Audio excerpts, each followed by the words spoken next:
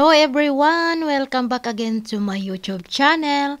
For today's video ay isi-share ko sa inyo ang isang masarap na Turkish recipe. Ang tawag nila dyan is kemali patlıcan sarması or köfteli patlıcan sarması. So easy lang naman to gawin guys. Ang mga need lang natin is talong. Hiwain natin ng mahaba na panipis. And then ipiprito natin. And then yung ating ground beef is titimplahan natin ng asin, ground pepper, sweet paprika. And then hahaluan natin siya ng itlog, ginadgad na bawang, sibuyas. And then optional kung gusto nyo lagyan ng ginadgad din na patatas.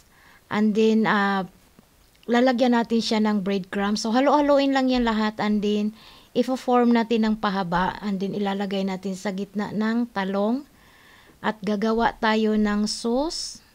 Hot water, lagyan natin ng tomato paste and then lagyan natin ng kamatis at siling espada sa ibabaw at i-oven na natin siya. So ganun lang ka-easy guys. Thank you for watching.